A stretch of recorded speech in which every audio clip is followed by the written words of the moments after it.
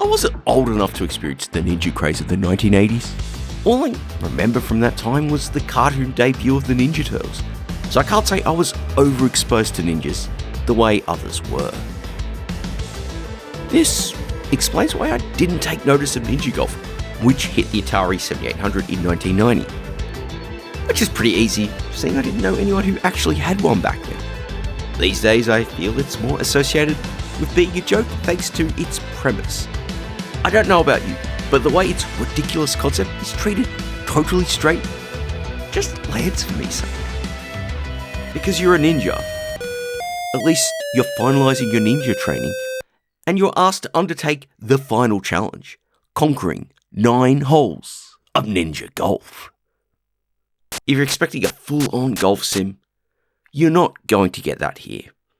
Go hunt down Mean 18 instead, if you can find a copy at a reasonable price, that is.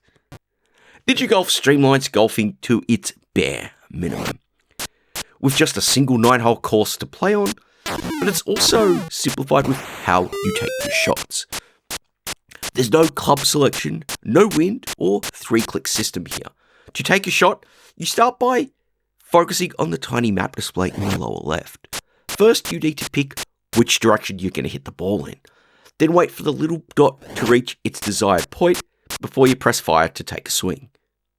Timing this is fiddly when you want to hit a long shot, as it's too easy to be just too late on the draw and waste a shot by hitting it too short. Once you've hit the ball and it goes flying, it's when Ninja Golf makes its move to stand out, as you stroll off to where your ball's landed to take your next shot. Oh, stroll, you might say? Not really. It's more like fight, as your journey to the ball is no leisurely trip. You walk directly to where the ball landed, which can take you through more than just the fairway or the rough. You may voyage through a forest, scramble over sand traps, or even pop underwater to cross a river with water hazard. Combat is simplistic, with your ninja able to kick threats at your height and on ground level, plus being able to leap over obstacles. Your main threat comes from other ninjas here, some of which are quite crafty with their camouflage skills, but you'll also encounter various creatures too. They're not as much of an aggressive threat as the ninjas, but they'll still cause trouble in numbers for an unfocused warrior. You'll also have a limited supply of shuriken, which you can use to attack enemies, which I found quite handy once you get a few holes in and find yourself up against multiple threats at once. There are also other pickups you can collect as well. Additional shurikens and health refills, both partial and complete, are the most common ones. You can also find a temporary protection spell, along with extra lives. Though during my time with the game, where I've been recording this footage and playing previously, those seemed rarer than hens. Eventually, you'll reach the green. That leads into another departure from conventional golfing. So put the putter away and grab your shurikens as you face off against a fireball spewing dragon. The goal is simply to land enough shuriken hits in its mouth before it'll wander off and the hole is beaten. That's oddly anticlimactic. I don't know, maybe it's just me, but I would have liked to have seen a symbolic putt or something once you defeated the dragon. And carrying on with this is that while Ninja Golf does track how many shots you took to reach the green, this doesn't result in conventional golfing scoring being applied. There's no course par target to beat. You're not really graded on that.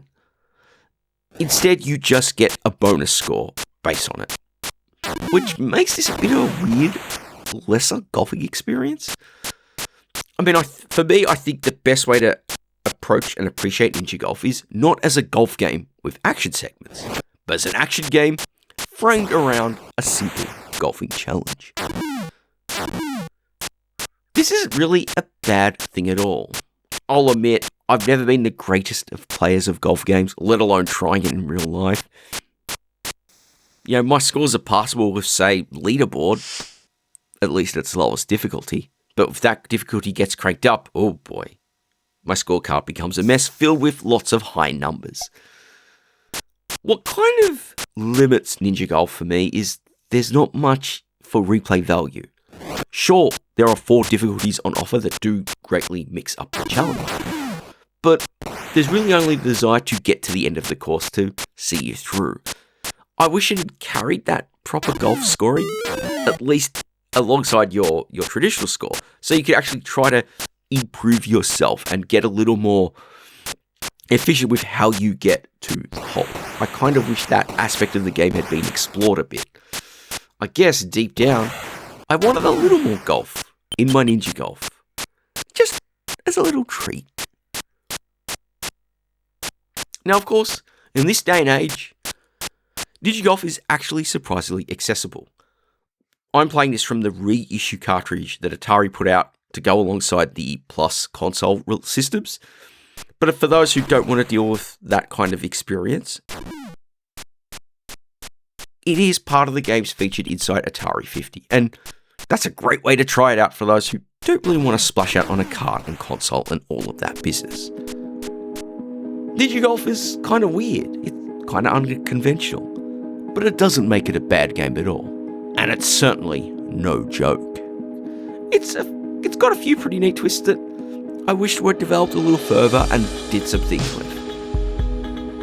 But I think it's one that is kind of weird enough that exemplifies something I love about when it comes to games made in the 1980s by fairly small teams. Being able to have weird ideas and actually bring them out and actually find some value and success to them. I kind of appreciate it for that. But all of those things make it an interesting little package, and I guess it's as good as time as any for me to wrap this one up. So there's not much more for me to say than to just say thank you all very much for watching.